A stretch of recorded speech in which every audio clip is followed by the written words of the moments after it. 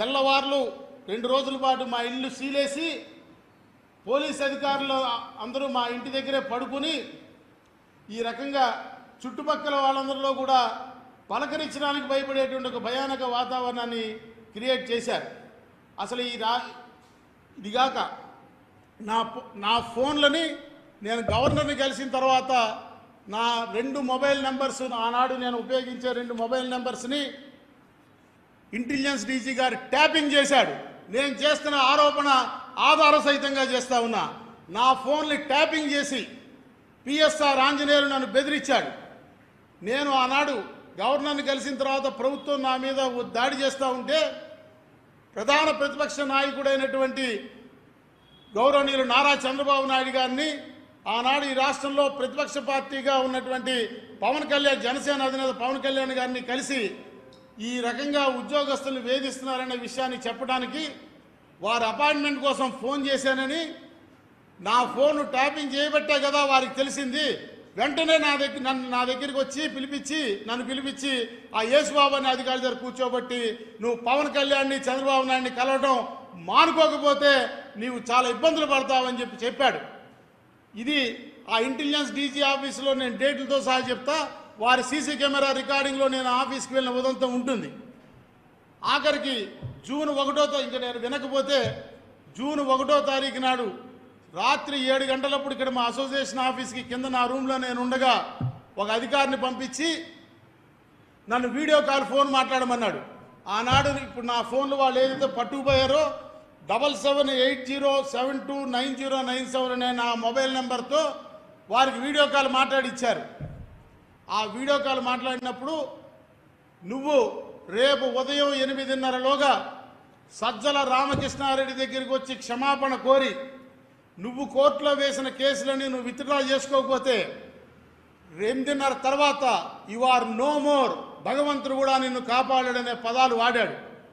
నేను వారిని అడిగా, ఆల్ ఇండియా సర్వీస్ అధికారిగా ఉంటూ ఇలాంటి పదాలు పదప్రయోగం చేస్తూ ఉన్నారు, నో మోర్ భగవంతుడు కూడా కాపాడలేంటే అర్థం ఏంటి, ఫిజికల్గా ఎలిమినేట్ చేస్తారా అని వారిని నేను ప్రశ్నించా. అవన్నీ నాకు తెలీదు, ఎస్ఆర్కే చెప్పమన్నాడు, చెప్పాను అని చెప్పాడు. ఆ మర్నాడు జూన్ 2వ తారీఖు 2023 నాడు ఉదయం అచ్చెన్నాయుడు గారి సహకారంతో నేను నాడు ప్రతిపక్ష నాయకుడిగా ఉన్న చంద్రబాబు నాయుడు గారి ఇంటికి వెళ్ళాను ఈ విషయాలు చెప్పడానికి. వారు దీన్ని అర్థం చేసుకుని ఇది చాలా దుర్మార్గమైనటువంటి వ్యవస్థ, దుర్మార్గుడు రాజుగా ఉన్నాడు, మనం ఈ రాజ్య వ్యవస్థని కాపాడుకోవాలి, మనని మనం కాపాడుకుంటూనే ఈ వ్యవస్థని కాపాడుకోవాలని ఆయన నాకు ధైర్యం చెప్పారు. నాడు చంద్రబాబు నాయుడు గారి ఇంటికి వెళ్ళారన్నది అక్కడ ఉన్నటువంటి సీసీ కెమెరా ఫుటేజ్ని డైరెక్ట్గా ఇంటెలిజెన్స్ డీజీ ఆఫీసులో పిఎస్ఆర్ ఆంజనేయులు చూస్తాడు కాబట్టి అక్కడ నేను కనిపించానని 200 మంది పోలీసుల్ని అర్ధగంటలో మా అసోసియేషన్ ఆఫీస్ చుట్టూ మా ఇంటి చుట్టూ మోహరించారు. నేను వారికి దొరకకుండా వెళ్ళిపోయానని నా డ్రైవర్ని అనిల్ కుమార్ అనే నా డ్రైవర్ని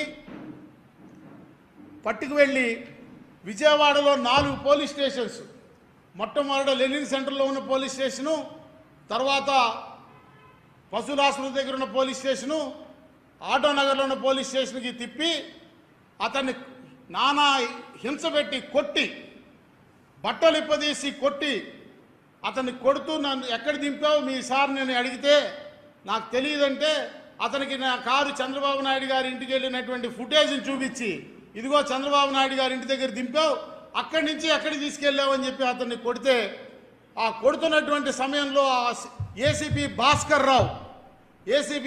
రావు ఫోన్కి సజ్జల సార్ అనే పేరుతో కాల్ రావటం, దొరికాడా చెప్పాడా, ఆ సూర్యనారాయణ ఎక్కడున్నాడా దొరికాడా అని ఆయన అడగటం, లేదు సార్ అని మీరు చెప్తే దొరికితే నన్ను క్షమించాలి ఈ పదప్రయోగం చేస్తున్నందుకు, ఏసేండి ఆ లంజా కొడుకుని అనే మాట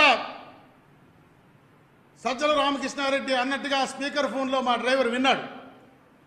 అంటే ఉద్యోగుల జీతాలు పెన్షన్లు ఇవ్వండి, మా సొమ్ము మాకు చెప్పకుండా దొంగతనం చేసేయండి అని అడిగితే చంపేమనేటువంటి పరిస్థితి ఆనాడు ఈ రాష్ట్రంలో ఉంది.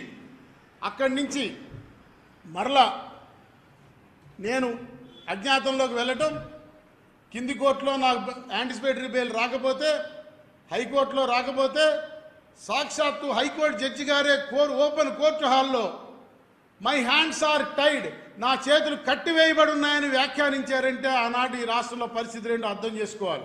ఇది నేను ఎవరి మీద అభియోగం చేయటంలా, ఇట్ ఈస్ ఆన్ రికార్డ్. ఆనాడు కోర్టు హాల్లో ఉన్న అందరూ కూడా విన్నారు ఈ విషయం. తదనంతరం నేను సుప్రీంకోర్టులో యాంటిసిపేటరీ బెయిల్కి వెళ్తే నాకు ఇంటీరియం యాంటిసిపేటరీ బెయిల్ మంజూరు చేస్తూ సుప్రీంకోర్టు డివిజన్ బెంచ్ సెప్టెంబర్ 15వ తారీఖు నాడు we know what is happening in Andhra Pradesh అనేటువంటి వ్యాఖ్యానం చేసిన విషయం దేశం మొత్తం చూసింది. ఆంధ్రప్రదేశ్ రాష్ట్రంలో జరుగుతున్నది ఏంటో మాకు తెలుసు అని నా ముందస్తు యాంటిసిపేటరీ బెయిల్ని వ్యతిరేకించినటువంటి ప్రభుత్వ ప్లేడర్ సమక్షంలో ఆనాడు సుప్రీంకోర్టు వ్యాఖ్యానించింది. ఇంకా దారుణమైన విషయం ఏంటంటే, నా సుప్రీంకోర్టులో యాంటిసిపేటరీ బెయిల్ రాకుండా ఉండడానికి ప్రభుత్వం 25 లక్షల రూపాయలు అధికారికంగా ఖర్చు పెట్టింది.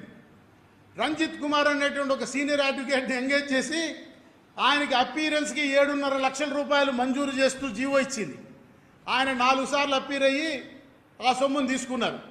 దానిలో 10% ఏఓఆర్కి చెల్లించాల్సి ఉంటుంది విధాన నిర్ణయం ప్రకారం.